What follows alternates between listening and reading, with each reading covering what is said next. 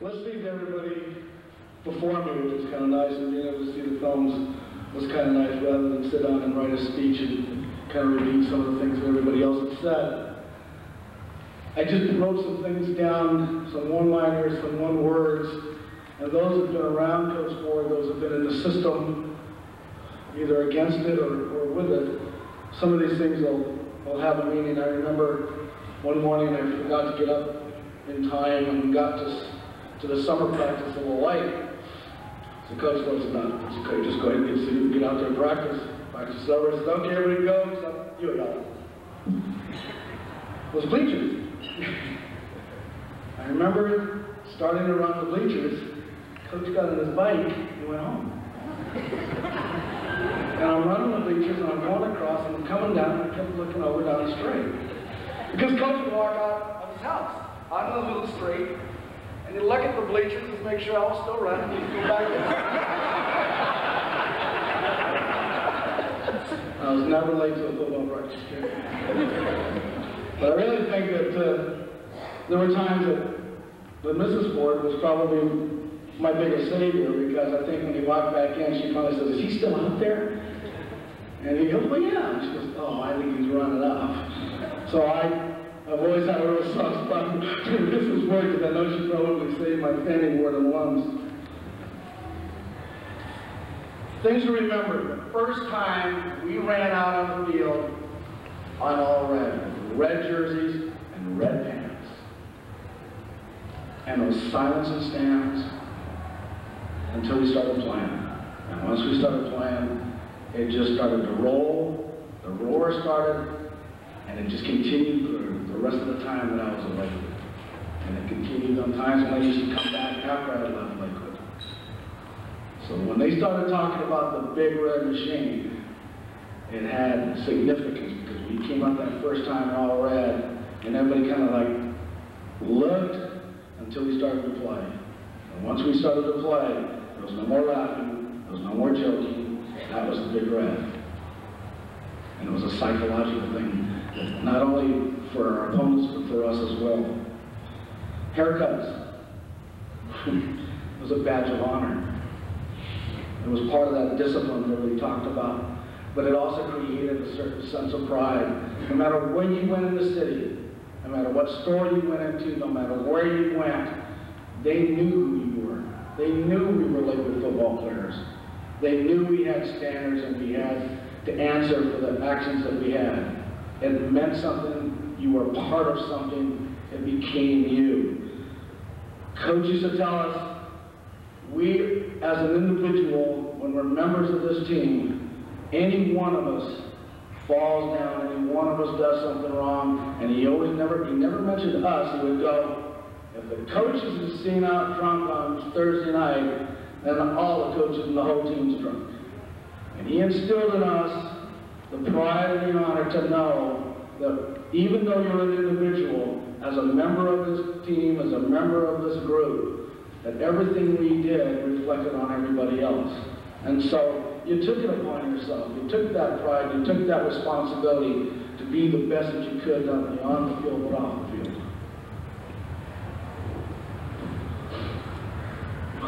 Those of you who played, remember going out there and you're being told, we're going to hit them so hard.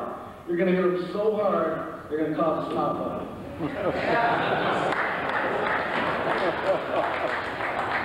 For those of you who don't know what that is, I mean, you hit somebody so hard that when you hit them, they go, huh, what's that? And there's a snot bottle.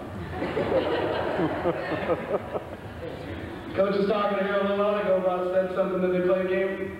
We played against Milliken, and that Coach Ford only threw 2 passes. I figured that must have been my junior year, because I think I only threw two in the whole season my junior year.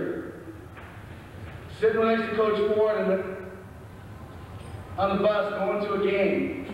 Sitting next to him while watching films. Sitting next to him at his house. We got to get into football. We start talking about football, start watching films, going to a game. I don't know how many of you got close to him. He would sit there with 4 quarters in his hand, and he could roll those quarters with his thumb and with his forefinger.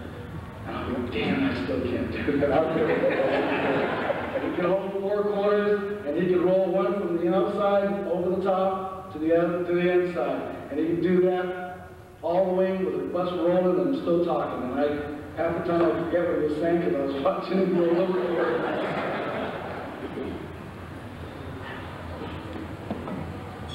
Size. Your personal stature and your physical size was never, ever a limitation. You can better it, you can make yourself better, you can make yourself stronger, you can make yourself faster, but it was never a limitation to what you could accomplish. If you were willing to pay the price, if you were willing to work, if you were willing to do what it took to do. And he always had the answer. He always knew what we had to do. And if you were willing to do it, there was nothing you couldn't accomplish. And he instilled that in every player that ever played for him. I know that this room is full of people that know that I know because of him. He showed me, he worked us, he gave us examples, and he led us to successes that none of us would have ever gotten or achieved had we not been instilled with that belief. Be better in the fourth quarter than your opponent. And what does that mean? That means going out in June, July, when everybody was going to the beach, everybody was out there with their girlfriends. So them girlfriends was like trolley car. Another one would be by every 15 minutes. Sign me up when you play football.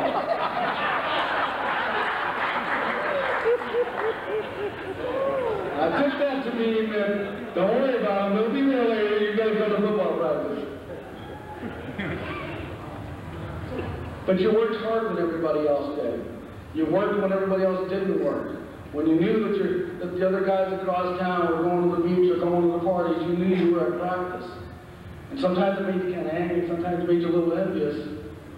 But come Friday night, and it got in the second half, and it got into the fourth quarter, and you were still running hard, and you were knocking them down, and you were running by them, and you were jumping over them, and then they made it all worth it. And then you knew that's why you were doing it when everybody else was doing something else.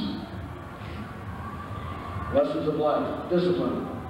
You've heard that probably from everybody that's ever been around coach sport, from the gardener to the caretaker, to the people that took tickets, to the players, his fellow coaches, fellow administrators. Discipline was key. Discipline was a sacrifice you made to be a part of something that would make you better. Discipline has been something that has carried a lot of people in this room to elevations and to positions and to heights that they would have ever achieved on their own without having learned those lessons in the Lakewood High School. Pride in yourself, pride as an individual, pride as a part of being a member of a team.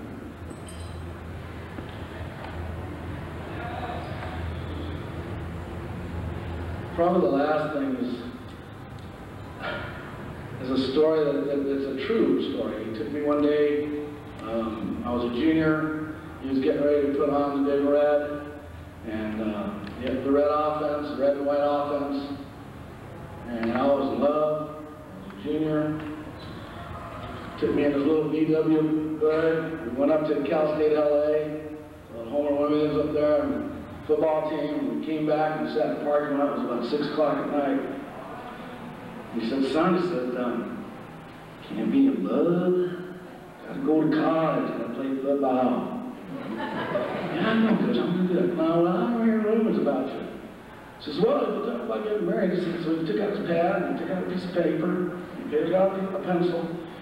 He said, well, he says, you have to have a place to live. He put a $sign on there and put some amount. He says, I go to the store and go to the movies once in a while. Started to put that over on the side. He says, you're going to have something to eat. You want to go out to eat more than just hot dogs. You're going to take out to dinner one night. Started writing that down. Shoot, by the time he got done, there was this big old total at the bottom of that piece of paper. I said, you're right, coach. I think I want to go to college and play football.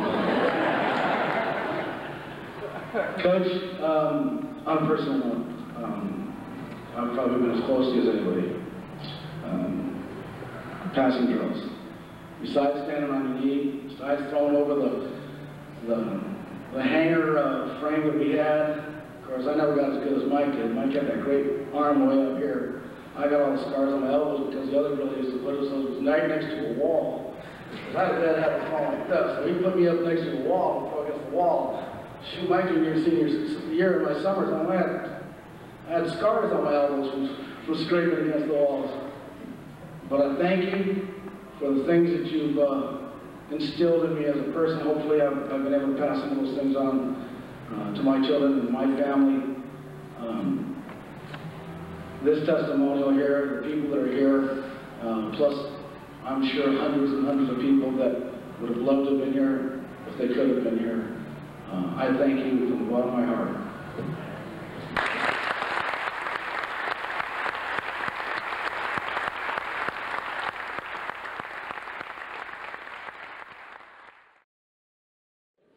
What a night, and what a great job you people have done putting this all together. And what better situation could it be than to honor John Ford? You know, folks, I feel electricity in this room. I feel like we're in that locker room, and there is that electricity of the Lakewood High School football team. Getting ready to get out, get on that bus, and go play that game. You know, I started at Lakewood when it first opened, and I went through the doldrum years of football. I mean, we lost, and we lost big. And at that time, when it first started, they used to give sportsmanship trophies.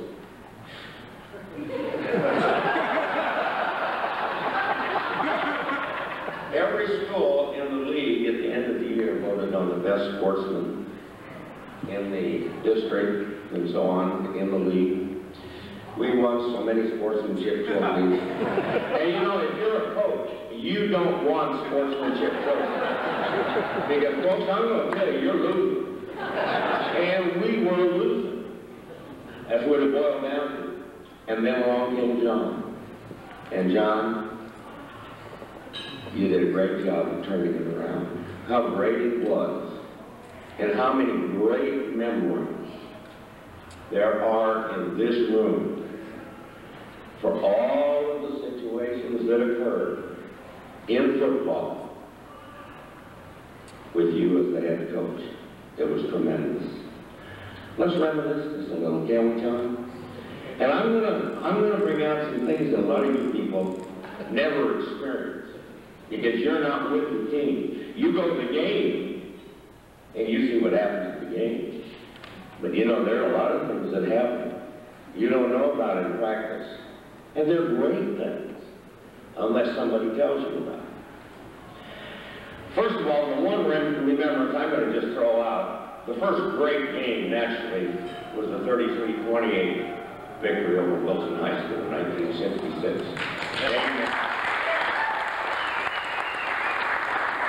Ron threw two screen passes to Jimmy. I think it was a Brad Ginder or Steve Ginder. 1980 screen to the strong team. And middle screen to Jimmy.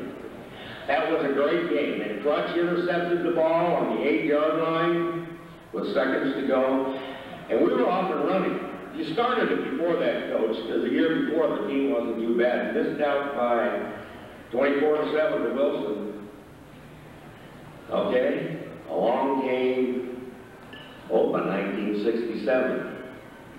All we had to do was win the last game of the year, Coach. Remember against Wilson? And we'd have had a tie for championship. We had the ball going out on about the 3-yard line, I forget exactly, at the north end of the stadium. We fumbled. Wilson recovered, scored, ended up 20-20. By virtue of that, we ended up in third place, 3-1-1, and Wilson and Milliken were up there at the top. And you know, the funny thing about that is in 1972, we were playing Wilson, and the score was 6-3. We were ahead with seconds to go, and Wilson was going in on the 1-yard line at the north end of the stadium, Coach, in the mud bowl. Remember that? And they fumbled the snap into the end zone, and Billy Goodwin recovered for a touchback, and we win the game. I'm going to tell you what, those two fumbles were within 5 yards of each other at the same area of the stadium against the same team. We ended up going to CIF in 72. We missed it in 67. 1969. A lot of tears here. A lot of tears here. Things that you probably have no idea about. I remember Don Thomas being Steve Darien in the Milliken Prep Week. And running like you couldn't believe it. And prepared us for that game. He didn't get to play the game. You remember that game? Don Thomas, he dressed up in the Milliken uniform. Dick, I don't know where we got it, but I think maybe Kirk or somebody got it for us where we are. You remember 709? You 69 football players, you remember 709? That was ready room right after school. Pitch black. Folks, there'd be 39 football players, 4 coaches, and a manager would walk out of there and there would be a dry eye for the things that were said in preparation for the game. These are things that a lot of you folks don't realize happen. And these are great memories. And I'm going to tell you what, we lost to Blair, as you well know. You all saw the game. I'm going to tell you the greatest thing about the Blair game as far as I'm concerned. Blair scored with 35 seconds left to go and went ahead 24-19, which was the final score. But you know the greatest thing to me from that game? They went for 2 points with their best running back in CIF, and we didn't quit. We stopped them. If you'll recall that, they went for 2 points with 35 seconds to go, and there was no quit. You know, Lakewood, John Ford coached me. Coach, you instilled this thing.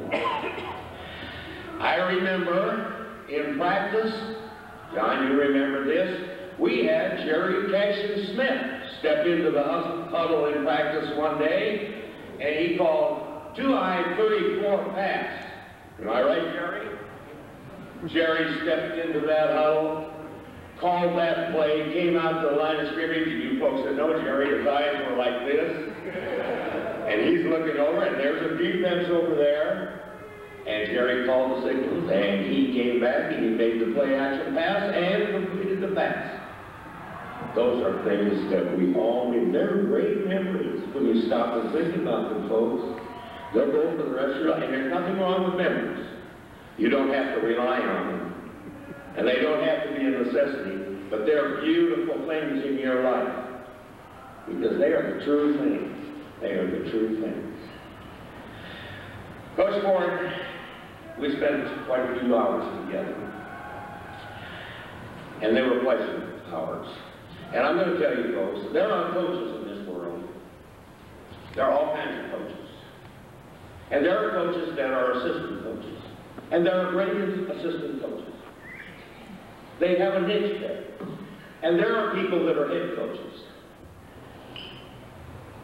And there is a difference between a head coach and an assistant coach.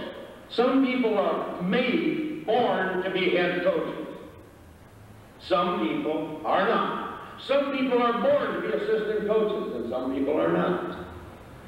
To be a head coach, you have to be a person that commands respect, lives the life, leads, sets examples, works, accepts responsibility, will meet the press, take the bad with the good, do all of those things.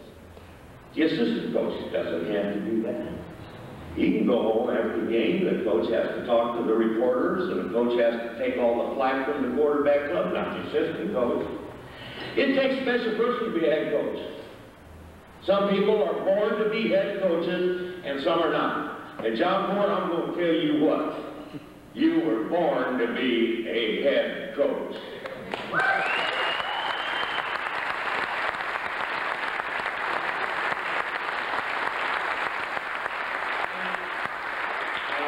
You for the period of time we had together, and the times of argument, the times of happiness, the times of crime, and the times of elation. All of those things happen. And I want to thank you, and I want to thank your #1 assistant, Mrs. Fernford. Thank both of you so much.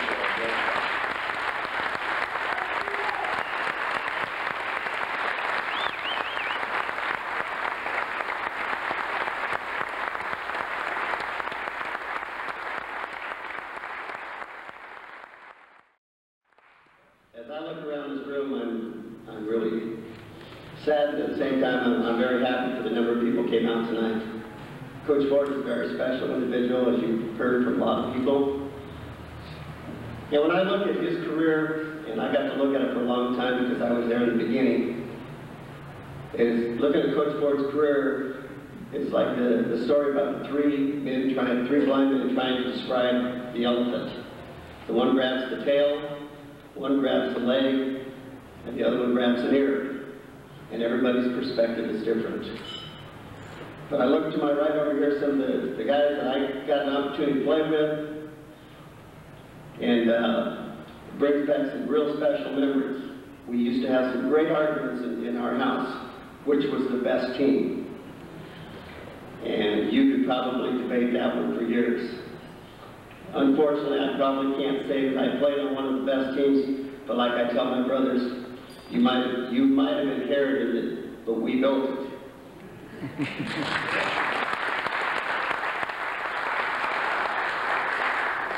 I remember going out my first varsity game as a junior. Lakewood High School had not won a football game in 2 years. We traveled out to play Ramona High School in Riverside, Coach. And Coach liked me a whole lot. So what he did is he let me cover man-to-man the guy who had been an all-CIF receiver the year before on the first varsity football game. I'll tell you, I'll never forget the feeling in the locker room before the game. Obviously, we were not the most confident team, and yet we believed in Coach Ford. He came to Lakewood High School, and he asked us all for a little bit of heck. I didn't know what heck was, but I found out after a while. I haven't always been a slow learner. Okay? And we're very fortunate in those years, those early years, to begin to understand what he wanted to teach us. And I'll tell you what, my senior year we came real close. And we had some great players, and I'll tell you, I would have given anything to play for Coach Ford for 3 years. We had our group of seniors go through for 3 years under Coach Ford, because I'll tell you what, I think we would have been the surprise team that year. But it's truly a tribute to what the man has accomplished, the inspiration that it's been to individuals, and all of us can come up here and we could all say words and we'd all be true. But nothing that we can say, nothing we can do can come close to what we feel for Coach Ford. And Coach, I love you dearly, and thank you for helping me and my son last summer. I'm very fortunate to have the opportunity to be in the same line of work as Coach Ford. And I respect him so much. I'm the quarterback coach at our school, and I brought my son to Coach Ford. So thank all of you so much for being here, because I can't think of anybody more deserving that has touched more individuals in such a pure, honest way and in a selfless way. And it's really wonderful to be here, and it's really wonderful to see all of you here. Actually, there's been a little confusion about my speaking tonight. I didn't know it was a testimonial. I thought I was being asked to testify against John. They asked me to say a few nice things, and after 2 sleepless nights, I decided, as you know, we've had a lot of telegrams come in, and I decided to read a few of these telegrams. What do we have here anyway? Oh, I divided them into good ones, positive, and negative. This is a list of the negative telegrams.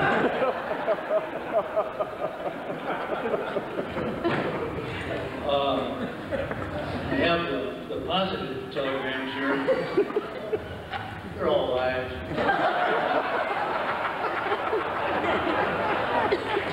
If you look closely, you'll notice that they're blank also. Well, some of the telegrams. We have one from Ross Perot, presidential candidate for the state of Texas. John, congratulations on your testimonial dinner. We in Texas were really sorry when you decided to move to California. However, in moving there, you raised the IQ of both states.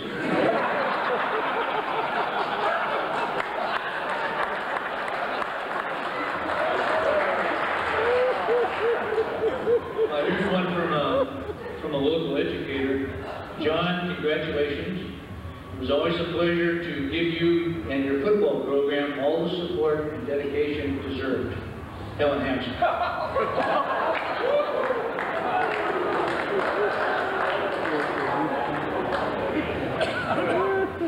This is from the Cage Man at Lakewood High School. Cage Man. Congratulations, John, for your testimonial dinner. By the way, Coach, you still have those 2 towels I gave you in 1966?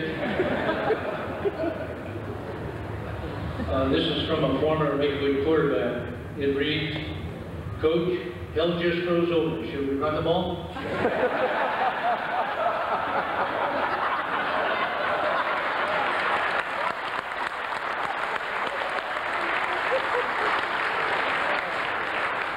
This one just came in from the Lakewood Barbers Association.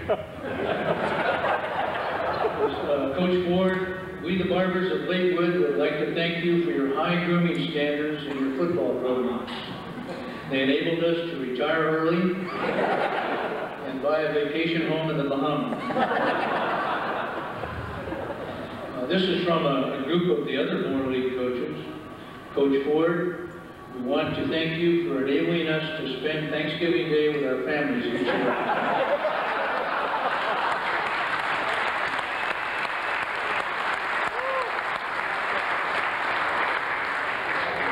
Get in some early Christmas shopping.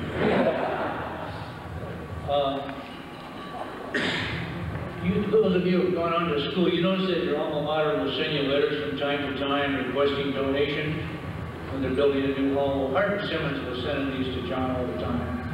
Finally, he got fed up and he marked deceased on the envelope and sent it back. And this is a telegram to Fern Ford. It says, Mrs. Ford, we are sorry to hear about Coach Ford's recent demise. By the way, did he leave anything to the university? And this is from the California Poetry Association. Congratulations, Coach Ford. We want to express our gratitude for the motivation that led to much poetry being written while you were at Lakewood High School. One of those poems, 1967, as you recall, Lakewood had a very good team. They were rated second. Yeah, live it up now. They were rated second in the CIF, and third in the state, and things of this nature. Well, we met, I was in Milliken at the time, having done an illustrious job in Jordan the previous year. 49-0, I recall, and John kicked a field goal. And so I was a little ticked off. I have something here, by the way, for Cal. Referred to. Nose Picker of the Week. Those of you that are close, you can see Nose Picker of the Week, Coach King. Down on the bottom, I've written, lest I forget. Well, anyway, in 1967, we met in Vet Stadium. It was a good game, back and forth, but we won. We beat Lakewood. I was inspired. I drew a big tombstone, and I wrote a little epitaph underneath. Some of you are familiar with this, I'm sure. It read, here lies Big Red, looking so serene, with bumps upon his head. You can join in. He doesn't seem so mean. The V gone from his hand, his mouth without a word. We made him understand he was not first, but third. And this was swiped off our bullet board and taken back to Lakewood, and Coach Ford thought this was a great idea. He had little poems made up, and the kids carried them around their wallets all year. Each time they had a meeting, they would read this poem, and they were all fired up, and they beat the living out of us for 5 years straight. Finally, in 1973, we had a good team. We thought we might luck out and win, and we did. And we had a poem ready for him, and this is the original.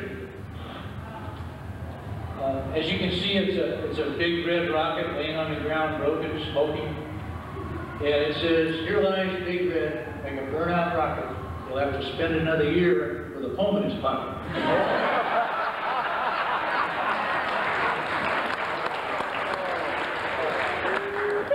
But, you know, actually now that I've come to know Coach Ford a little better, I realize that he's just a regular guy like the rest of us.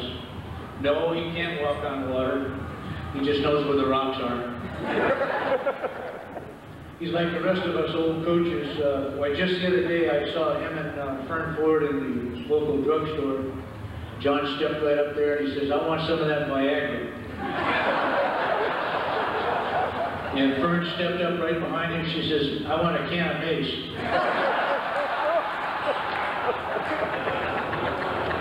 He is getting old.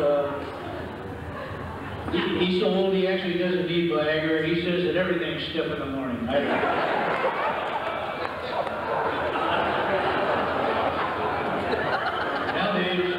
Nowadays the gleam in his eye is the sun bouncing off his bifocals. Actually, he is old, but I had the pleasure of dining this evening with his dentist, and his dentist says that John has his own teeth. He actually made the last payment Wednesday on it.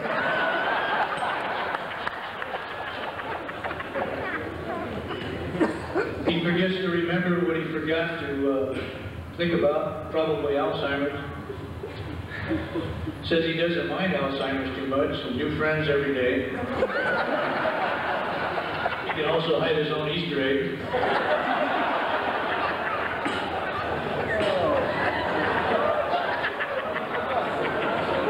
Seriously.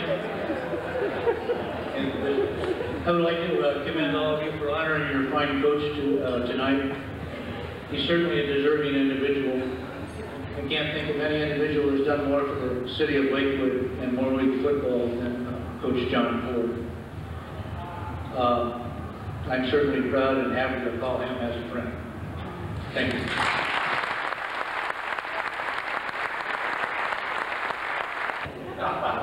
That's a good story about that, right? They always get on me about that. But anyway, to start off with, Coach, when I was at Lakewood, I think out of all the guys, I think you remember this, I was the last guy to cut my hair, and I don't know why. But I saw those bleachers on the screen there, and I guess now you know, after all these years, why I went out for basketball. Anything to get out of those bleachers. But anyway, I almost didn't play football at Lakewood High School. Ray Coliner, my Pop Warner coach, is here. I saw him earlier. I hope he's still here. But if he remembers this story, I went out to Pop Warner. There were 60 players and only 40 uniforms. And so he decided that he was going to run our butts off, and run our butts off, and run our butts off. And I thought, geez, you know, basketball is a lot easier game than football. And then we had this drill, gave us the ball, got us about 20 yards apart, and one guy tackled the other guy head on. Well, who do I run up against but Larry Martinez? Now, anybody that knows Larry Martinez, he may not be the tallest guy in the world, and you cannot get below him. And he had played Pop Warner about 9 years, and he knocked the living out of me about 5 times in a row. And my dad, John Ray, decided that he was going to buy me a helmet that I was going to grow into, that didn't quite fit. So I don't know if any of you guys play football where you spend half your day looking out the ear hole. And Larry, I'll never forget that. I tell you what, I just about gave it up. But lo and behold, I decided to stick it out because Coach Ford walked out there at Pop Warner practice and said, "Son, you're going to play football." He said, "You're going to play for me."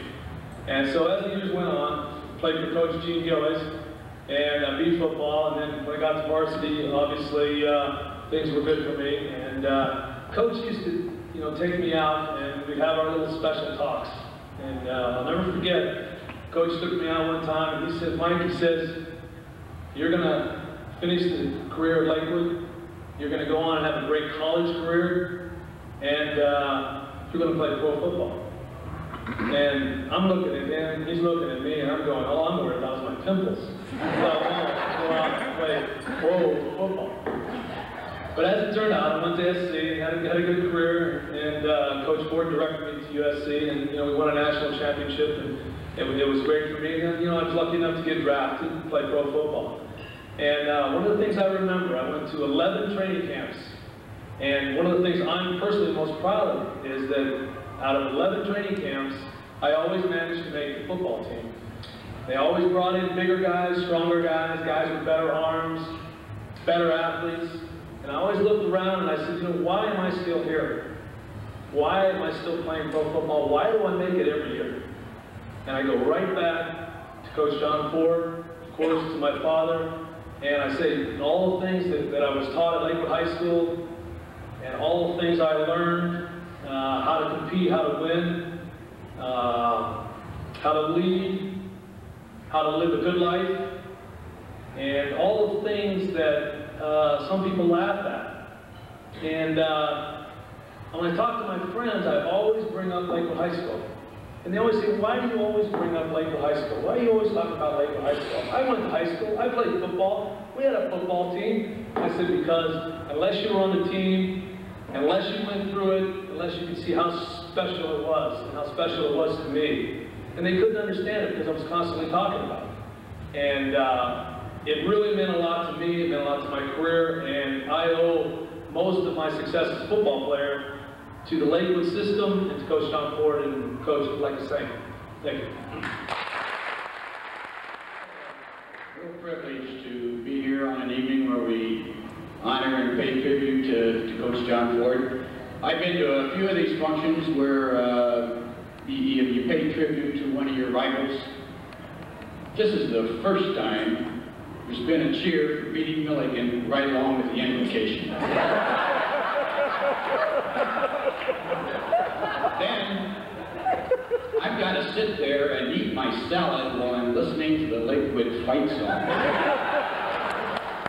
That's going a little far. My heart started pumping. I wanted to go play again. I looked around the room. The only Milligan guy I see is Denny Moulton, and I look around, I see a room full of Martinez's, and I don't want to play anymore. And then to top it off, I've got to stand for the Lakewood alma mater.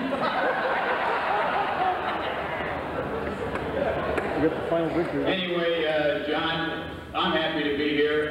Coach Ford put Moore League football on the map and made it a league to be reckoned with in the CIF. He made us, his rivals, better coaches because if we were going to compete, we had to be willing to put in the time and the work that was going on at Lakewood High School. At the same time, you knew that when you were going to play Lakewood, they were going to be extremely well prepared, and Coach Gillies and Coach Ford were going to have them ready to play. You better strap your chin strap because they were going to come at you. We spent quite a few years, John, on opposite sides of that stadium, and we did a lot of battles. And sorry to say, I think Milligan was the team that came out with the bumps and bruises and most of the battle scars. But we had a great rivalry, and it was a healthy rivalry. And I think it was a great thing for football at that time. John was an exceptional quarterback at Hardin Simmons and a master of the passing game. I remember one game where, it wasn't unusual for John to put the ball in the air 30 times a game. For us, that's a season record. For John, it was just a normal Friday night. But I remember one game, we had a real tussle, back and forth. At the end of the ball game, Lakewood won. John put the ball in the air 2 times. I would have loved to have been at his booster club meeting and had John try and explain why the ball was only in the air 2 times and why he ran such a boring offense. Taking the field against Lakewood was always an experience. We'd come out on the field. Lakewood was already there all the time. And their uniforms were always dirty. I think they'd been out there for hours having a practice just so they would be one up on Millington High School before the game even started. They got one extra practice in. We'd come out on the field, we'd go at our end, we'd start going through our normal pre-game activities, our stretch, our warm-up. Down the other end would come a few sounds. You know, by the way, the Rams, Millington is known as the Rams. Sometimes the sheep. At Lakewood, I think we were known as the baby ewes. But from the other end of the field, while we're doing our stretch, 45 minutes before the game starts, from the other end of the field comes a few, bah, bah, and that would echo off the stadium. And that was only John and Coach Gillis. By the time the rest of the team joined in, neighbors 3 blocks away were wondering what was going on.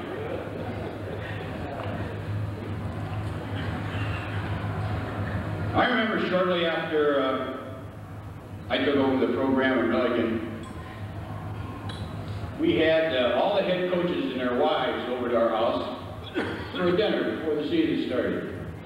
I wanted the wives to get to know each other. I wanted the head coaches to get to know other people's wives so that we really weren't bad guys, we were human beings, we weren't monsters. We had a lot of camaraderie, great night, great night. Next year, John and Fern did the same thing. We all went to John's house. All he wanted to do was talk football. I wanted to spend some quality time with my wife. All John wanted to do was talk football. He would talk shop for hours, and the worst part about it, there was no beer in John's house. The most boring evening I've ever spent.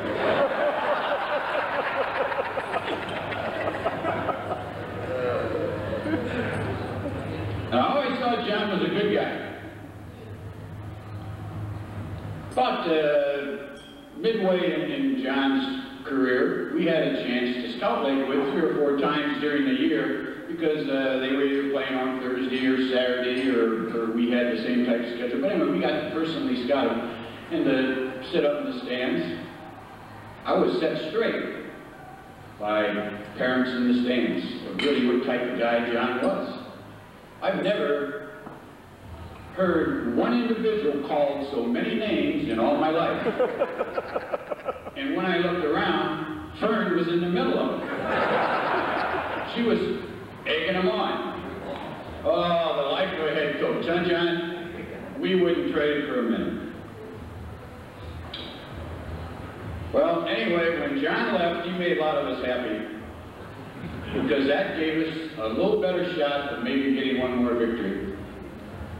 We're sad to see John go, but on the other hand, we had a little better shot at finally maybe beating a Lakewood team. John, my friend, I salute you for a great career at Lakewood and the positive influence you've had on thousands of kids at Lakewood High School. Thank you, John. Okay, on behalf of the city of Lakewood, I'm sure that Wayne Pearson and myself would echo the words of all the speakers that were said this evening. We know, John, that you did put the city of Lakewood on the map. We appreciate that. And what I got for you from my colleague on the city council and the good citizens of Lakewood is a proclamation. And I got 6 proclamations, ladies and gentlemen. And I'm not going to attempt to read any of them, but I want to tell you they all say basically the same thing. That John's the wonderful person that he is. You heard the things that he stood for. And this proclamation is from the city of Lakewood, John, and we appreciate the things that you've done for the city of Lakewood. Thank you very much.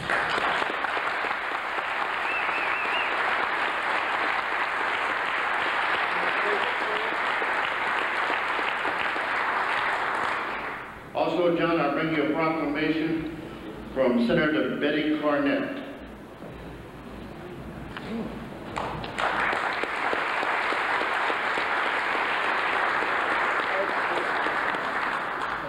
Also, John, from the Board of Supervisors, signed by all 5 Board of Supervisors, which time they agreed on anything since I've been here. County of Los Angeles.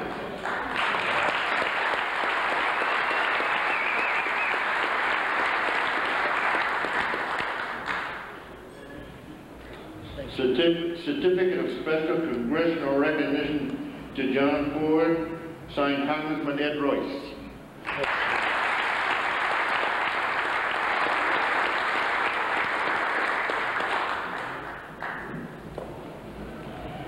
I have another one from another congressman, Congressman Steve Horn.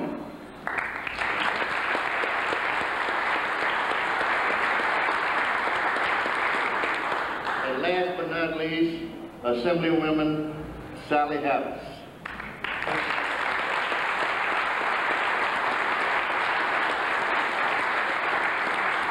Thank you very much.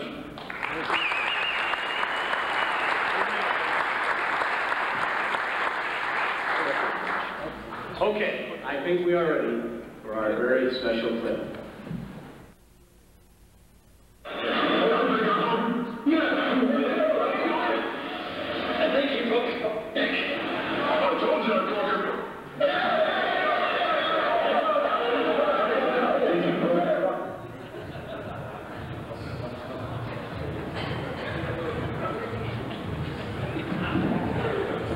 Ladies and gentlemen, from the longest yard, Richard Kiel. Stand up next to Coach. Stand up there, Coach. First time I swore in a movie, and we had to watch it tonight. To Coach You Ford. gotta get over here a little bit closer, Coach.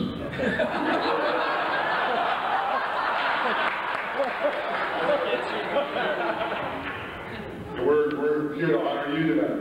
And the thing that most of you don't know is that his arms are actually longer than mine. Look at this.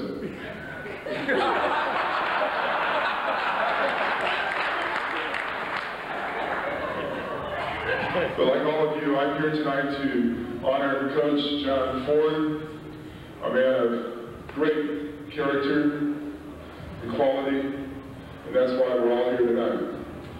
And I also have a very important announcement to make. The school board and the city of Lakewood have agreed to name the stadium in your honor.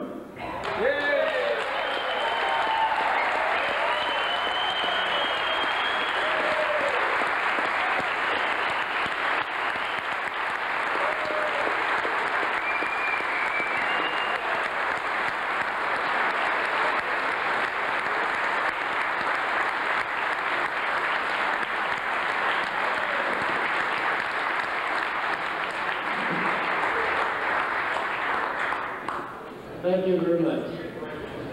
I can hardly believe all this, that this doesn't seem possible for a country guy from Texas like me. I thank all of you so much, and starting with the Willies, Ron and Ray, and I know they kind of held the whole program, but they had a lot of help from the rescue people, and they really done a great job. And it's been so nice to see so many former players and coaches and administrators, and I can't say too much along that line. It's really been great.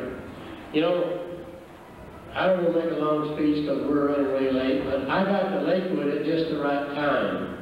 Lakewood was growing as a city. The school was about 6 years old, and we had all the kids went to school, the elementary schools in Lakewood. All of them went to the junior highs in Lakewood, and then all of them came to high school in Lakewood. We had 4,000 kids, and that was one of the main things because we were together. We had a community, and we could work together.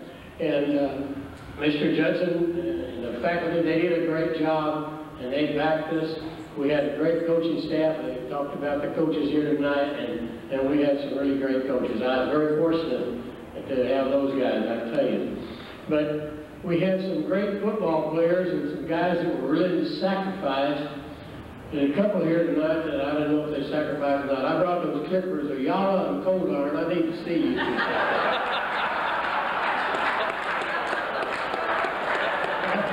haven't seen any haircuts like that. Anyway, you notice I've got a very short one in the middle especially, and Miss Ward insists I keep those sides a little longer there, but I'm trying to keep it short. But at any rate, I really appreciate the sacrifices that all these guys made. They really had to work hard, and I really stayed after them. And these coaches and all these guys that talk to you, they let you know just about how the program was. But it paid off for us. I think we had great teams. We had people that worked together like a family. We all stuck together, and everybody gave their best, and that's why we were able to win some football games in those 17 years. But it was the best part of my coaching career was at Lakewood High School. I never went to work a day. It just was not work. It was just fun. I enjoyed every minute of it, and you guys made it that. I tell you, the players that are here, the coaches, and I thank you so much. I enjoyed my work there more than any other place, and we had more success. But I know that it takes everybody to win. I was a head guy, but Coach Gillies, he just as important as I was, and all the rest of those guys, Will Wright, Stevenson, Alexander, all the rest of them. I don't call all their names, but they were guys that were doing the same thing I was doing. And so it took all of us, but we did hit it at the right time, and we had great backing from the community, had a great quarterback club, and meet every Monday night. We'd have a couple hundred people, and they all know Coach Ford, why don't you do this, or why don't you do that? And that was all right. That's what we were there for. And I thank all of you so much, and this is the greatest tribute that I've ever had. I've been fortunate along the way. I was an all-conference quarterback for 3 years at Hardin-Simmons University. I played in the North-South Shrine game, and I was an outstanding player. I coached the 605 game. I coached the Shrine game in 1966. I've had a lot of real nice things happen to me, but this tradition is the greatest thing. And I'll always remember it, and it means so much. I just can't tell you how much it means. And thank you very much. I want to introduce to you my family. They are here. Mrs. Ford, I'd like to have her stand. And incidentally, she's the one that called the touchdown plays. She called the touchdown.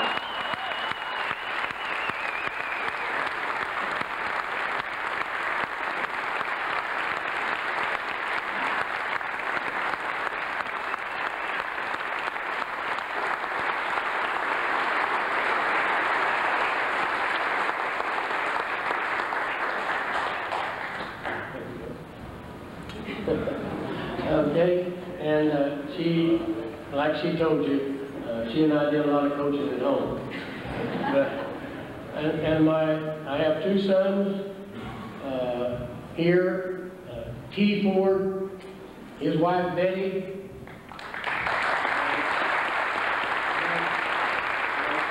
Three boys. Casey, he's a big man.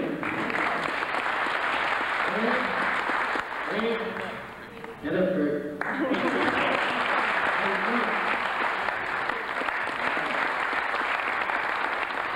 Another son down.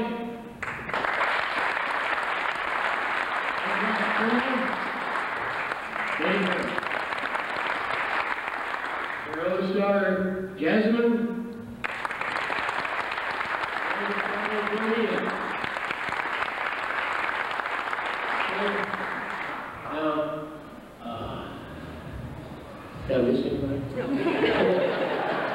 Oh yeah, I did too. I missed the guy this guy's 8 years younger than me, and he's in the, one other thing I didn't tell you, I don't like to brag. they put me in the Hall of Fame about 10 or 15 years ago. But then my brother, he's 8 years younger than me, and he was a great quarterback, and he played a little pro ball, and he played at Hardin Simmons, and he was put in the Hall of Fame at Hardin Simmons too. Kenneth Ford, my brother.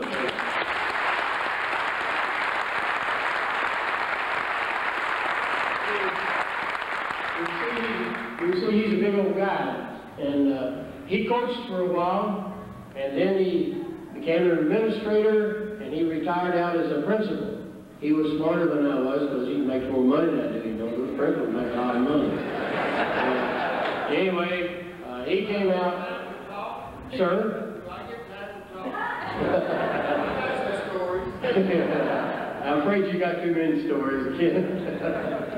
Okay, I want to thank you again for all being here, and it's a great thing that happened to me. I think it's the greatest thing in sports that's happened to me. And I love you all, and I thank you, and I'm so happy for the progress and everything that you've done in your life. Thank you.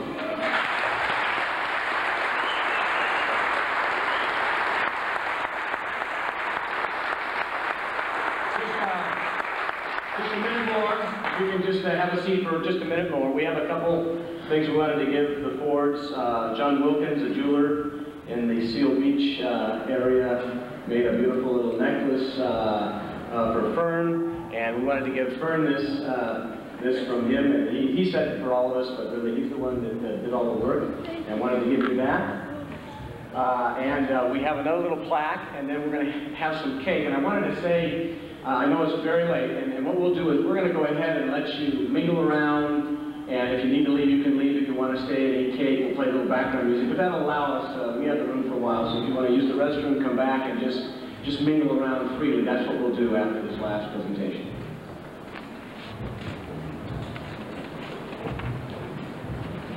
Could I have all the Coach Ford players please stand from all the years?